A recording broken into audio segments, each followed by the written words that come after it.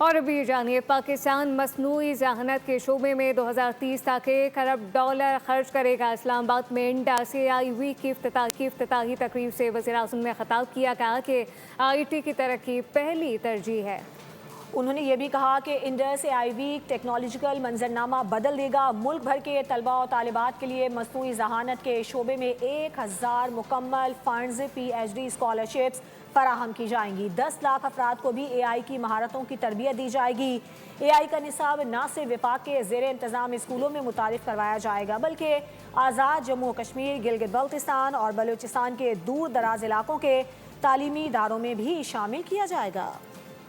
Technician to AI experts. With your solid cooperation, with your hand-holding, Pakistan will be a great partner in this field. Pakistan has a population of 240 million people, and out of this, 60% belong to our boys and girls. Punjab Land Digitization Plan, through great partnership with World Bank, which eased out corrupt revenue officer. They were carrying bags in their offices. They would tinker with the record and money would exchange hands. All this was brought to a grinding halt. Today, Pakistan is absolutely ready on its toes to join the world in the field of AI interventions. Pakistan digital انقلاب کی طرف عزم کے ساتھ بڑھ رہا ہے۔ 2025 میں AI پالیسی بنائی گئی، 2026 میں عمل درآمد شروع کیا گیا۔ وزیر IT شیزہ فاطمہ نے انڈس AI ویک کے افتتاحی تقریب سے خطاب کرتے ہوئے کہا کہ نجی شعبہ ڈیجیٹل تبدیلی کی قیادت کرے۔ پاکستان جدت، علم اور ترقی کا سفر جاری رکھے گا۔ Has once again seen a foundational shift.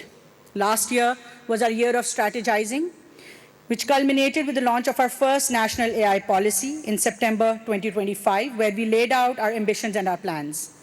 This year is a year about turning those plans into impactful and sustainable action. And today, the launch of Indus AI Week marks the beginning of it all. Over the next 1 week, you will see collaborations between universities, global tech firms, governments, demonstration of AI capabilities from our government and defense sectors, from our private sector, the startup ecosystem, and various policy dialogues that move beyond theory and towards action. عوام نے انتشار کو نہ اور بسنت کو ہاں کہا۔ وزیر اعلیٰ مریم نواز نے کہا کہ اتوار کو دکانیں بند ہوتی ہیں، اس لیے ہڑتال کا انتخاب کیا گیا۔ عوام نے منفی سرگرمیاں چھوڑ کر مثبت کا انتخاب کیا ہے اور PTI کی عیادی کو ناکام بنایا گیا۔ اتوار کو پنجاب میں ہڑتال کے علاوہ سب کچھ ہوا۔ جلاؤ گھیراؤ کی سیاست کو عوام مسترد کر چکے ہیں۔ گھیراؤ جلاؤ کی کال پہ کان دھرنے کو بالکل تیار نہیں ہیں لوگ۔ اب کلچر جو ہے اس کو اپنا رہے ہیں۔ لوگوں نے ایک نیگیٹو چیز چھوڑ کے انہوں نے ایک پازیٹیوٹی کو اپنایا۔ دے چوز پازیٹیوٹی اوور نیگیٹیوٹی۔ اتوار کے دن کال دینے کا مقصد بھی یہی ہے کہ ان کو پتہ ہے کہ اتوار کے دن ویسے ہی بازار دکانیں بند ہوتی ہیں، تو اگر وہ ناکام بھی ہو گئی تو ہم کہیں گے دیکھو بازار بند ہیں۔ تو لیکن یہ ان کی جو عیاری ہے وہ چلی نہیں۔ وہ جو کئی سالوں سے ایک کلچر، گالی گلوچ، بدتمیزی، بد تہذیبی اور وہ جو الزام تراشی، بہتان تراشی، آوازیں کسنا، ہلڑ بازی، گھراؤ جلاؤ، فتنہ، دنگا فساد کا جو ایک کلچر تھا، اس کو انہوں نے بالکل ریجیکٹ کر دیا۔ بھاٹی گیٹ واقعہ، مدعی نے ملزمان کو معاف کر دیا۔ عدالت نے صلح کی بنیاد پر گرفتار 5 ملزمان کو رہا کرنے کا حکم دے دیا۔ جوڈیشل میجسٹریٹ شفقت عباس نے کیس کی سماعت کی۔ مدعی نے عدالت میں بیان دیا ہے کہ ملزمان کے خلاف مزید کارروائی نہیں کرنا چاہتے۔ ملزمان کو بری یا پھر مقدمے سے ڈسچارج کرنے پر کوئی اعتراض نہیں۔ ماں بیٹی کے کھلے سیوریج لائن میں گر کر جاں بحق ہونے کے واقعے کا مقدمہ تھانہ بھاٹی گیٹ پولیس نے درج کیا تھا۔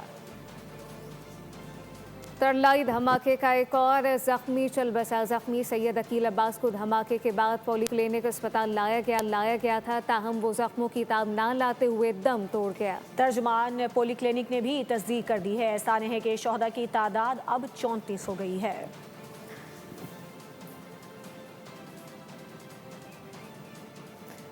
خبر آپ کو دے رہی ہیں ترلئی دھماکے کے حوالے سے، جہاں کا ایک اور زخمی چل بسا ہے۔ زخمی سید عقیل عباس کو دھماکے کے بعد پولی کلینک اسپتال لایا گیا تھا، تاہم وہ زخموں کی تاب نہ لاتے ہوئے دم توڑ گیا۔ ترجمان پولی کلینک نے یہ تصدیق کی ہے اور اب سانحے کے شہداء کی تعداد 34 ہو گئی ہے۔ خبر یہ ہے کہ لاہور میں انٹرنیشنل کرکٹ کونسل PCB اور بنگلہ دیش کرکٹ بورڈ کے درمیان طویل مذاکرات ہوئے۔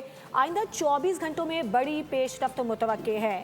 ICC گھٹنے ٹیکنے پر مجبور ہو گیا۔ پاکستان کا سخت شرائط کے ساتھ بھارت کے خلاف میچ کھیلنے کا امکان ہے۔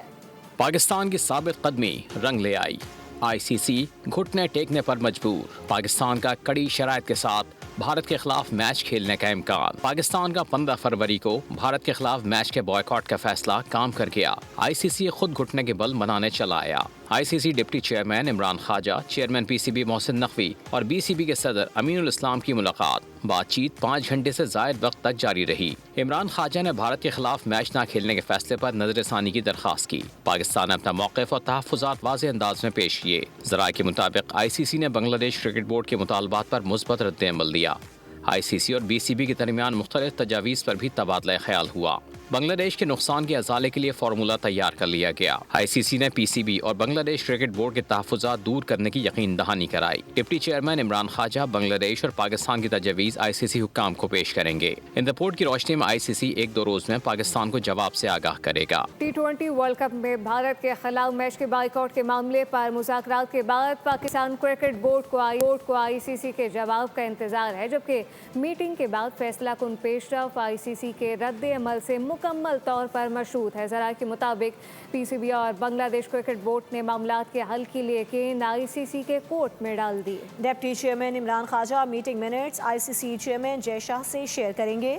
ذرائع کے مطابق پاکستان نے ICC اور بنگلہ دیش کے درمیان رابطے میں پل کا کردار ادا کیا، اپنے لیے کچھ نہیں مانگا۔ بنگلہ دیش کرکٹ بورڈ کے صدر امین الاسلام جلد بورڈ اراکین کو اعتماد میں لیں گے۔ پاکستان کو بھارت کے خلاف میچ کھیلنا چاہیے یا نہیں، شہریوں نے معاملے پر ملا جلا رد عمل دیا ہے۔ بول کے مائک پر بات کرتے ہوئے شہری ICC پر بھی برس پڑے۔ بولے ICC کا طرز عمل جانبدارانہ اور ناقابل قبول ہے۔ بھارت کی حمایت میں بنگلہ دیش کو ٹورنامنٹ سے باہر کرنا انتہائی افسوسناک ہے۔